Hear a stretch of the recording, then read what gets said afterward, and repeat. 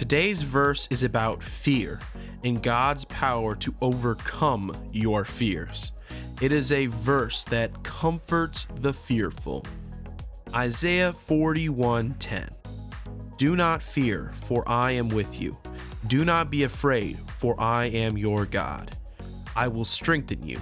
I will help you. I will hold on to you with my righteous right hand. This verse starts with a powerful instruction. Do not fear. The simple statement doesn't just serve as a command, but as an assurance. The assurance that with God on your side, there is no need to fear. But I'm getting ahead of myself. The surrounding passage is all about placing trust in God and His promises. Verse 10 is the Lord promising them deliverance from their fears in a hard time, a time when the people of Judah will be exiled to Babylon. God in this passage is reassuring the Israelites that He will still keep His promises despite their impending punishment. God is comforting a sinful people about to be punished, but the verse has a compassionate and comforting tone. If this verse can comfort the fears of a sinful Israelite people, then it can certainly help you overcome your fears.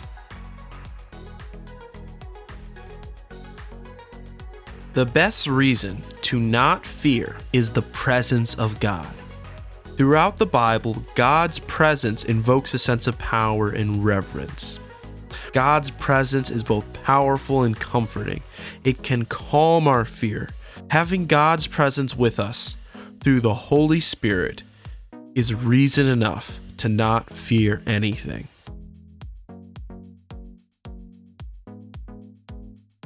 This next part is a repetition of the first one with a few twists. It's called a parallelism. In this context, the Hebrew word root means to look around.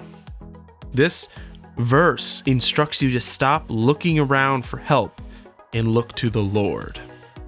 Here, God highlights that He comforts not just our fears, but our anxieties when in His presence. A presence that is uniquely powerful. For I am your God implies that God is our God above other gods. That in itself is a comfort. Both that the God of the Bible is our God and that He is greater than any idol. Later in this chapter, there's a section about God's case against idols.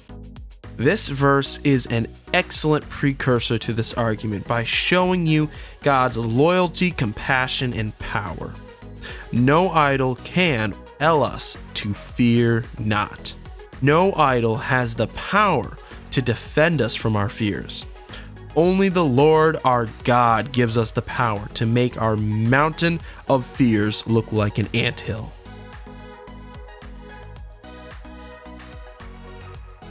God will give you the strength to overcome your fears and throw off its control.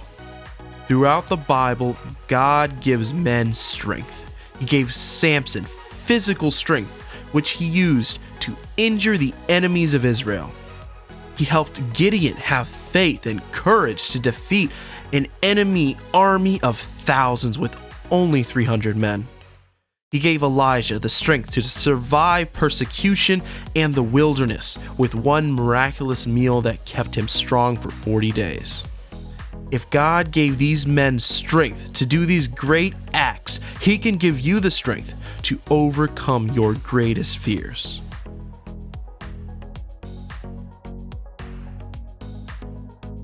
Here God says He won't just give you strength, but guidance and help. Remember earlier when I mentioned the Hebrew root of do not be afraid. In this context, the Hebrew word root means to look around. This verse instructs you to stop looking around for help and look to the Lord. This is God showing us where we should look to Him for help. He will guide us as we face the fear that constrains us.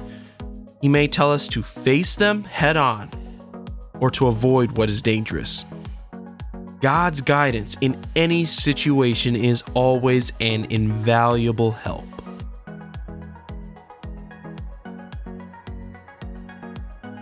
God is holding us up when we cannot stand. When every other support or comfort is gone, God will hold us up to stand against our troubles. The righteous right hand in the Bible is a symbol of God's authority and power. It shows that God does what is right for his people, and that God can help you overcome your fears. Fear can be a very powerful yet harmful emotion. You should not fear because you have a powerful God that will help you overcome what you fear, especially fears that inhibit your growth as a Christian. If you're scared to speak at your church, I pray the Lord will give you the words to speak and the confidence to say them. If you're scared of persecution, remember you have a God more powerful than any persecutor. If your enemies capture and judge you, you will face them with courage because you have a greater judge, a judge that will hold you up even into death. Or if you're like me and afraid to tell people about the gospel, Lord willing, you and I will overcome this fear, becoming greater witnesses for God. I pray the next time you face any fear, the Holy Spirit speaks to your heart and says, "Fear not, for I am with you." I'm Chase Carrington. Please subscribe, like, and leave a comment below. Let me know if there are any fears that God is currently working on in your life or others you have overcome.